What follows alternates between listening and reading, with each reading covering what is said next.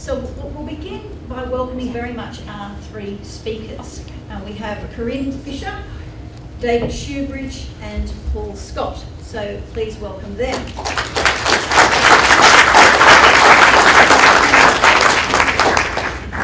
Corinne Fisher, having worked early in her career as a flora and fauna consultant and as president of the Lane Cove Conservation and Bushland Society, was well placed to judge matters of planning.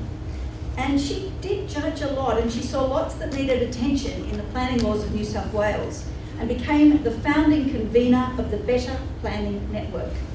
This network now has over 400 constituent groups affiliated with it, and its aim is to be a thorn in the side of the New South Wales Government's planning strategies. So please welcome Corinne.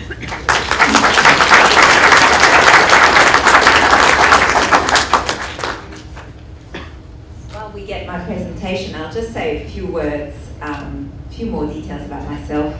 I'll be speaking more at length during the presentation about the Better Planning Network because I think it's a relevant example of how communities and community groups and ordinary people can get together and actually really challenge what is going on at the very highest levels of decision making. I also am a senior campaigner for the Total Environment Centre, and as part of that role, manage the SOS Green Spaces campaign, which some of you may have heard of. And I know that you've lost quite a few trees recently in Newcastle due to this proposal for a supercar race. And in Sydney, we're experiencing very much the same situation where our green space, our public space, is being sold off, commercialised, and we are also losing a huge number of trees across the city. What you're experiencing in terms of planning and this very much top-down approach where state government is taking over is happening, of course, in other locations in New South Wales. And Sydney is really the centre of it all. But Newcastle really has seen so much of this sham planning process. I was here 2 years ago when there was still talk of rezoning before the area of the city was rezoned. I might just try it.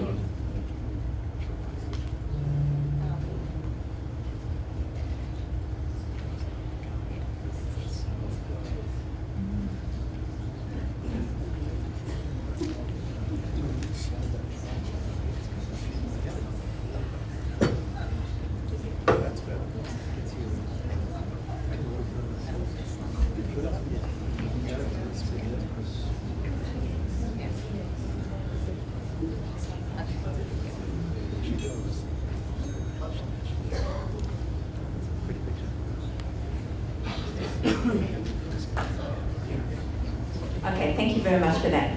I was here 2 years ago, just before the decision was made to rezone and to rip up the rail, and I saw the process, develop, and it's just unbelievable how things have turned out.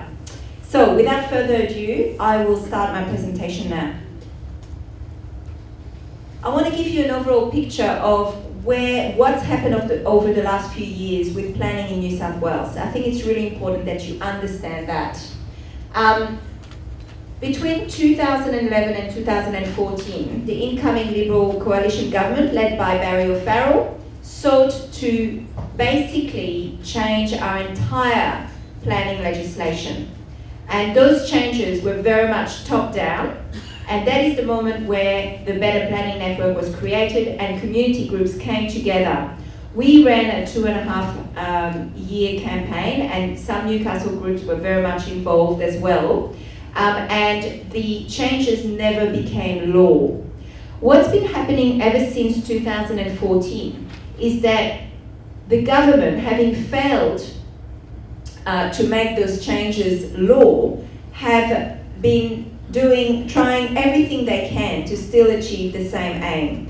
The next thing they tried is local council amalgamations, because amalgamating councils in the Greater Sydney area would basically dilute the power of the elected representatives to represent their community.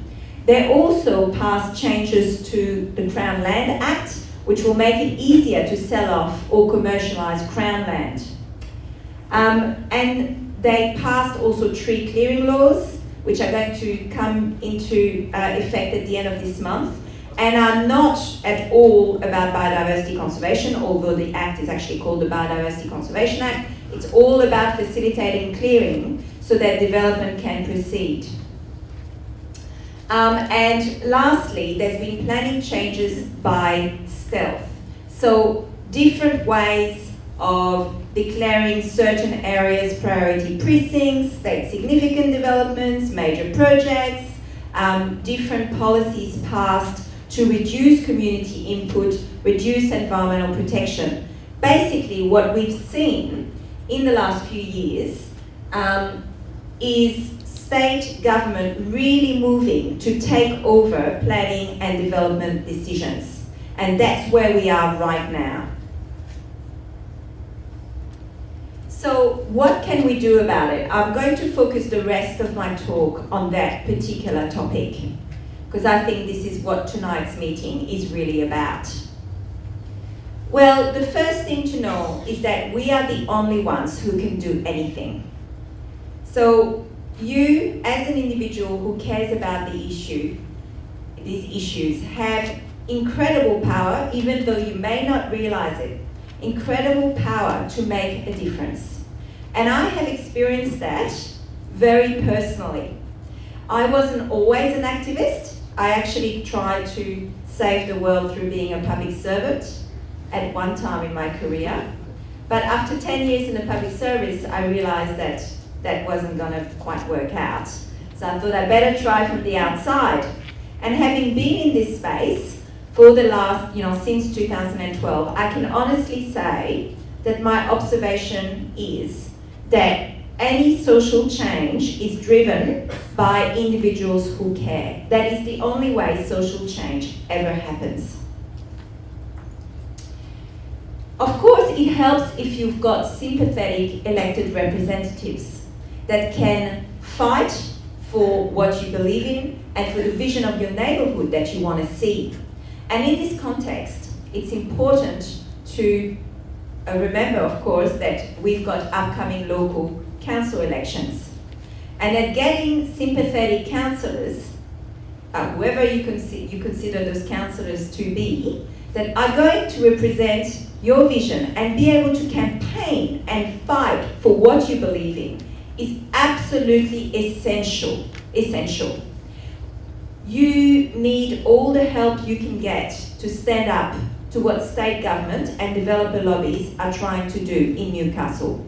And a good council, a helpful council, councillors that know how to fight and campaign are absolutely priceless in that fight.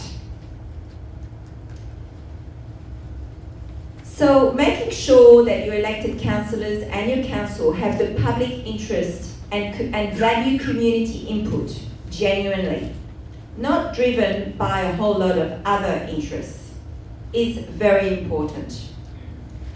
The second thing I want to talk about is organising yourselves. And the power of community groups. You're already organised, right?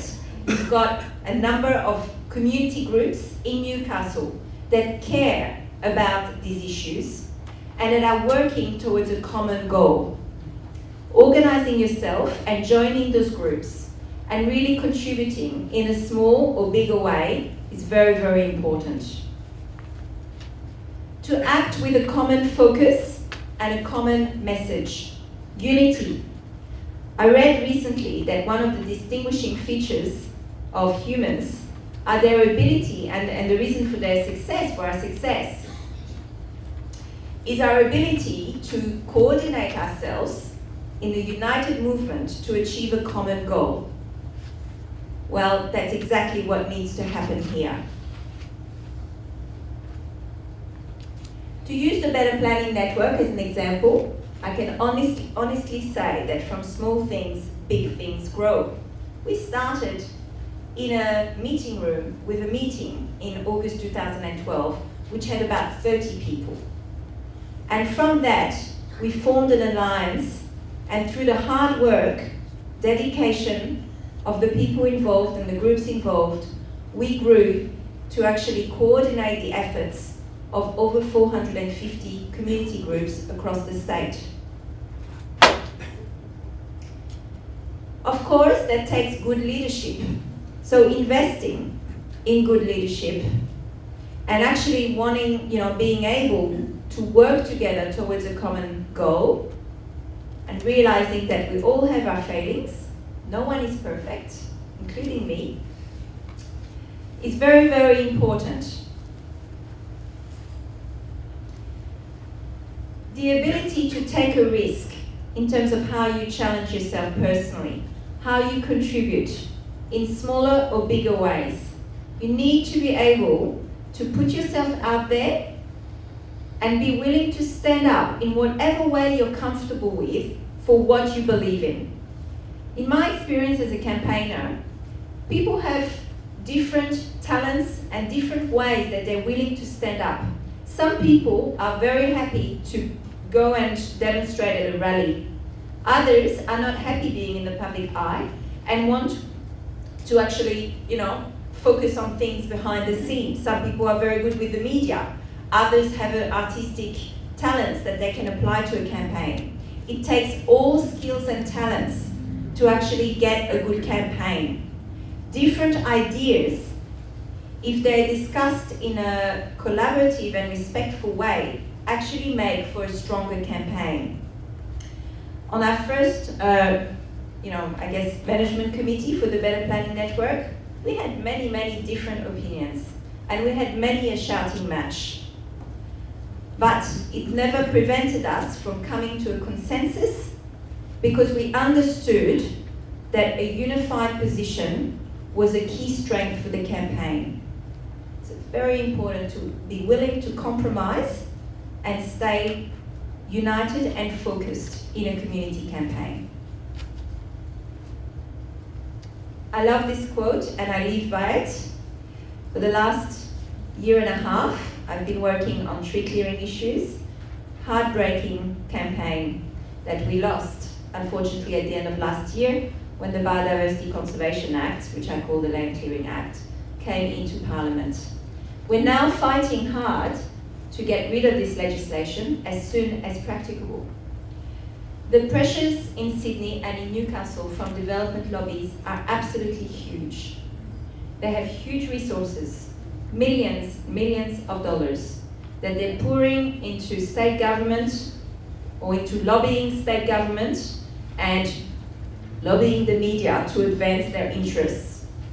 But what they don't have is the ability to influence how people vote, and the ability to influence public pressure. That ability remains with us all. It remains with you individually, it remains with you as a group, and it remains with you as a united, focused alliance. So, my parting words are actually not mine, they come from Nelson Mandela. It always seems impossible until it's done. These words bring me great comfort in my campaigning. I know that sometimes things get really, really tough and they seem impossible, but by putting one foot in front of the other, doing what you can from day to day, staying united and focused, investing in good leadership, you can achieve the world. So good luck.